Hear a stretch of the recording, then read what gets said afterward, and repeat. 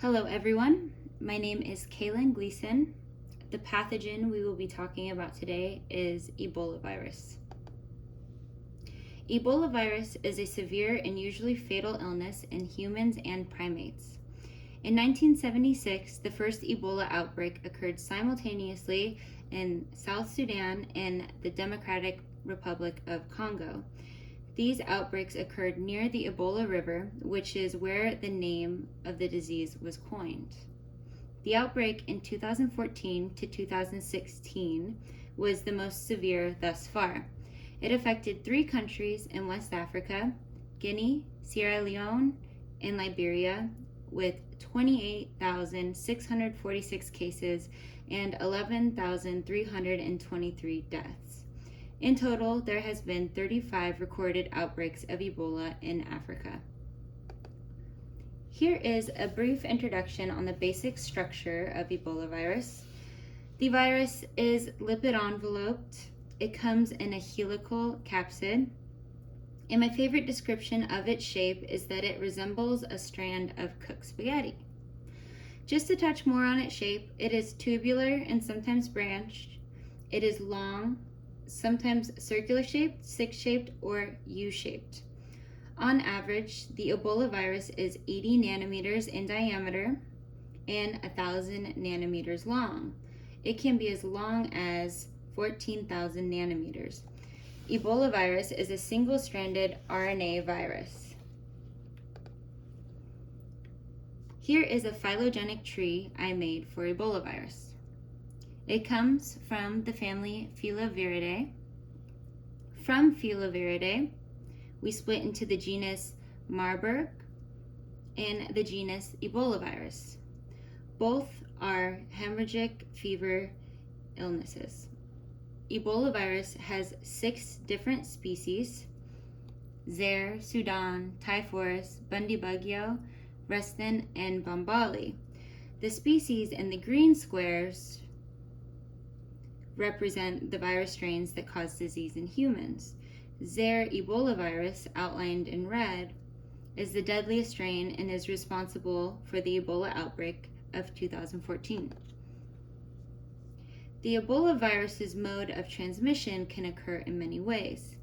You can catch it parenterally, meaning by mode of injection with a needle. You can catch it through your many mucous membranes, eyes, nose, mouth, to name a few.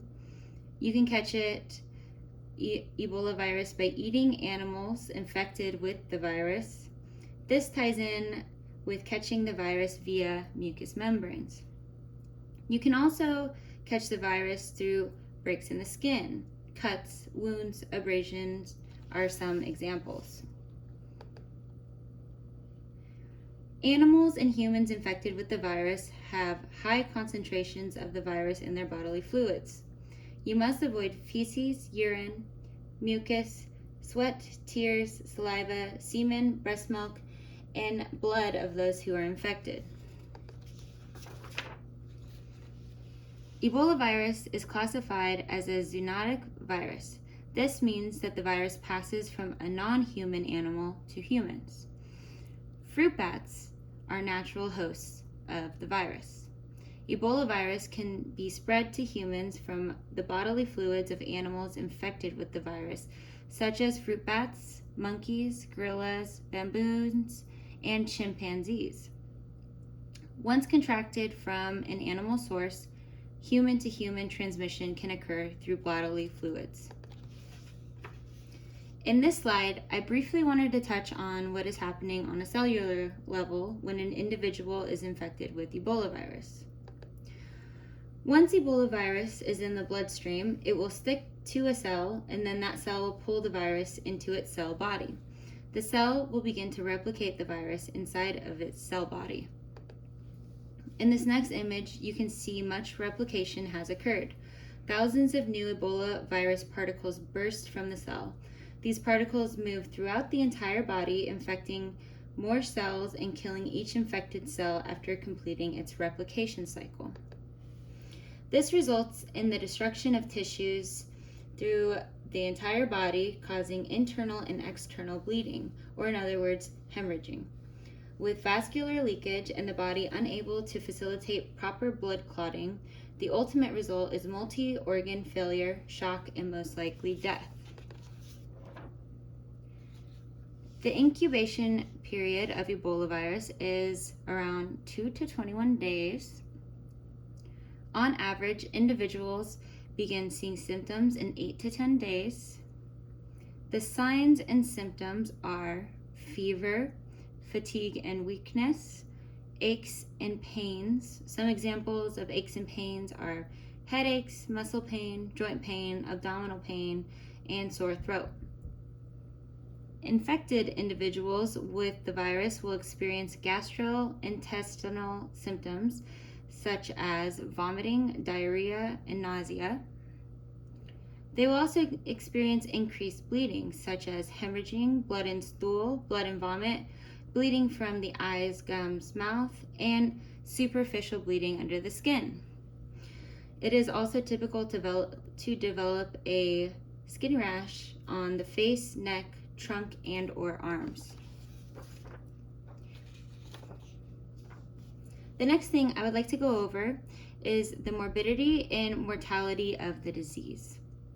Some morbid conditions an individual recovering from the disease might experience is spinal cord injury, hepatitis, uveitis, which is inflammation of the eyes.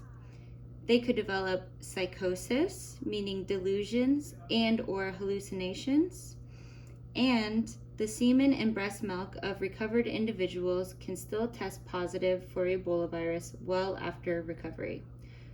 Moving on to mortality rates, Ebola virus commonly results in multi-organ failure, and death can occur within 6 days after initial symptoms.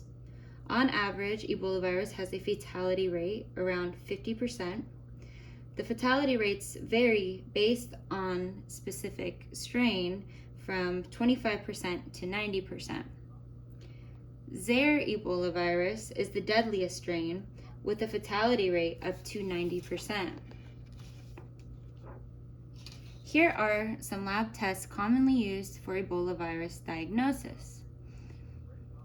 Antibody capture enzyme linked immunosorbent assay, or ELISA test, antigen capture detection tests, serum neutralization test, reverse transcriptase polymerase chain reaction assay, electron microscopy, and virus isolation by cell culture.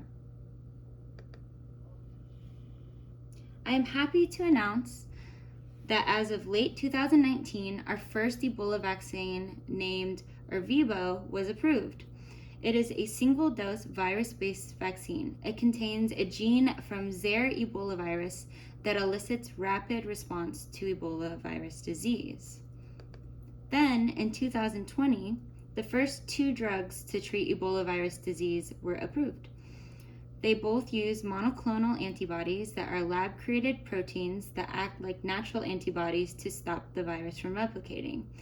The first drug created is called Inmazeb, and it is a combination of 3 monoclonal antibodies. The second drug created is called Ebanga, and it uses a single monoclonal antibody.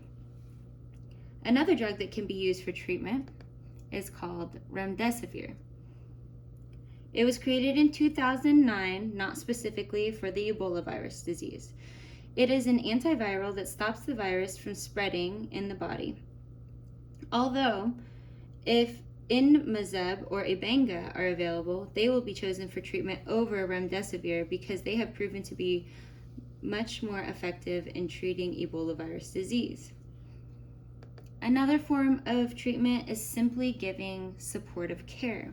For example, a health professional could give electrolytes and fluids orally or intravenously. They could administer blood pressure medication to reduce vomiting and diarrhea, manage fever and pain, and manage blood pressure. They could give blood transfusions as well as treat any other infections that might occur.